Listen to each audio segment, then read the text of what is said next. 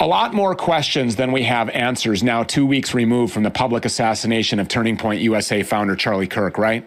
And after a brief period of speculation regarding who would actually take over his organization in the wake of that death, we now know that his now widow, Erica Kirk, will be Turning Point's new CEO. And boy, this woman has wasted no time at all jumping to the forefront and in front of every camera here.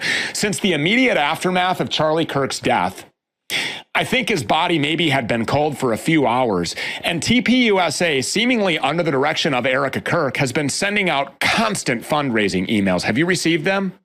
I've received them via text messages to members, to potential supporters, anyone that will open them up.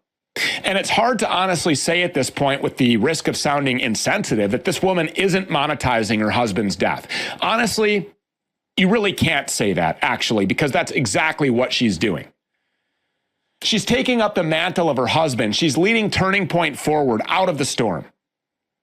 And now your average conservative would have you believe that this is just a great story of American resilience. This is a shining example of a trad wife stepping up to honor her husband.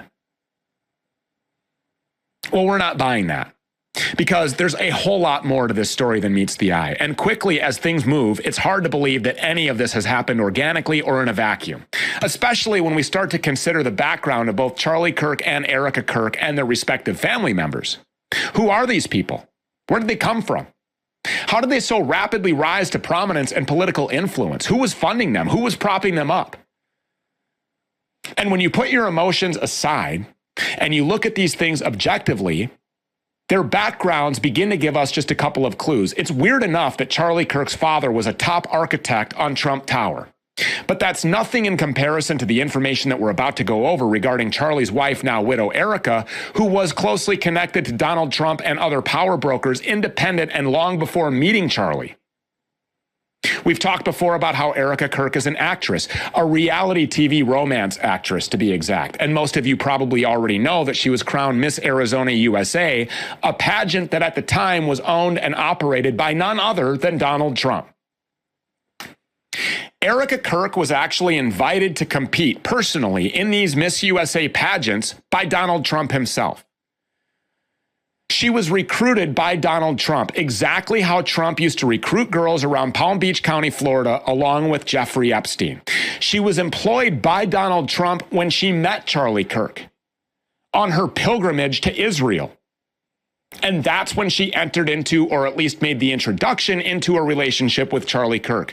Years before that, what was Erica Kirk doing? Well, she had founded an orphan ministry called Romanian Angels, which helped Western elites acquire Eastern European children. And there's even more to discuss when it comes to Erica's father, who is descended from a line of elite bankers who has connections to the DOD, and not just the Department of Defense, but to Israel. Erica Kirk's dad was involved in the launch of Raytheon Israel Ltd., a group that makes money by keeping the world in a constant state of war, just like they're doing right now in Israel.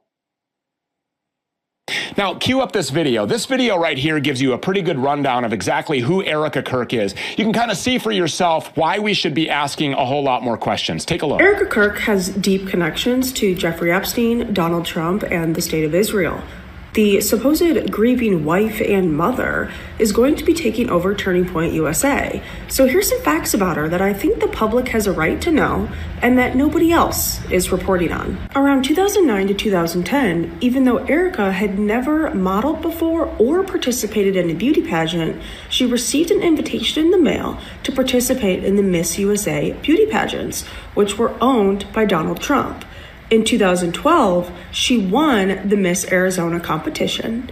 And at the same time, according to her website, she was also a casting director at the same time she was modeling for Trump.